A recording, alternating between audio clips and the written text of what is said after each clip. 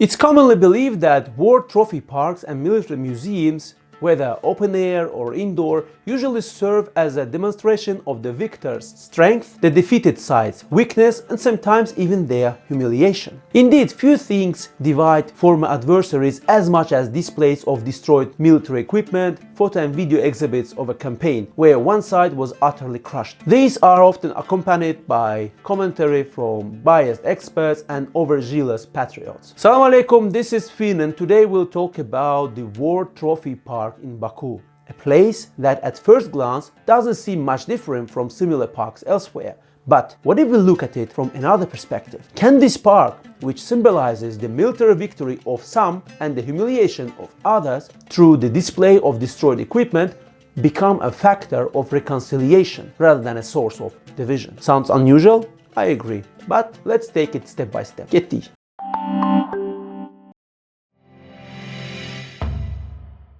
In the capital of Azerbaijan, Baku, the War Trophy Park was opened in 2021, dedicated to the victory over Armenian separatism in Karabakh. This in itself wasn't a novelty. Similar parks exist in Russia, Turkey, India, Pakistan, Mongolia. Each of these countries has its own truth, its own vision, and its own historical narrative regarding the wars in which they have participated. Spread over an area of about 5 hectares, the park features more than 300 exhibits, including around 150 units of heavy military equipment. The idea was to allow visitors to experience the atmosphere of the battlefield and grasp the scale of the war. Naturally, this provoked irritation on the Armenian side. Some international observers were quick to conclude that such museums do not contribute to peace and trust in the region, increase intolerance, and should not exist in a modern society. But this raises an important question. What is the purpose of such a park, especially now when both sides claim to be committed to peace?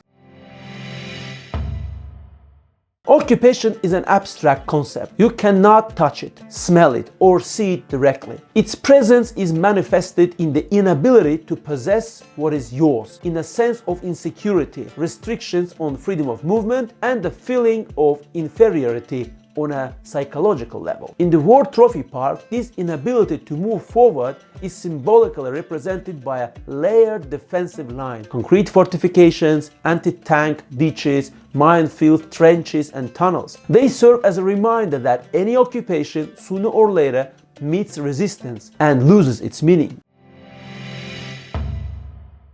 The park doesn't symbolize the triumph of power over law. Quite the opposite. It represents the triumph of law over power. The international community has never disputed the territorial integrity of Azerbaijan regarding Karabakh. Even Armenia itself has acknowledged this. According to international law, a state subjected to occupation has the right to restore its territorial integrity, including by military means. Under one interpretation of Article 51 of the UN Charter, the use of military force for self-defense is permissible, even if an unarmed attack by the adversary hasn't yet occurred. It's therefore unsurprising that the reactions to the park's opening were completely opposite. While the Armenian side described it as a public humiliation of the memory of the fallen, for Azerbaijan, the park became a symbol of the triumph of international law. The War Trophy Park is not about the triumph of one people over another. It's a reminder of the inevitable collapse of any aggression or unlawful occupation, which brings nothing but pain, hostility, and destruction to both sides. The park can be seen as a warning for future generations. The victory was achieved not over a nation but over separatism, the evil that poisoned the lives of both Azerbaijanis and Armenians.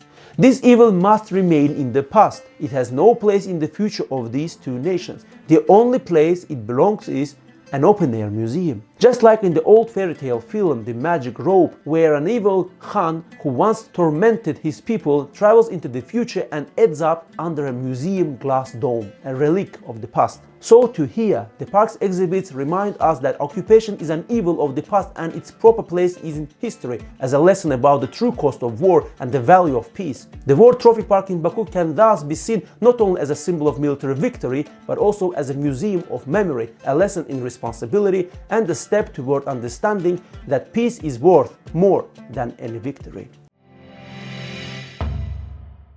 If you enjoyed this video, subscribe, like, hit the bell, leave a comment and share with your friends. By the way, this video is also available in Russian, and remember, there is no good or bad culture. There is simply another culture. Salamat kal.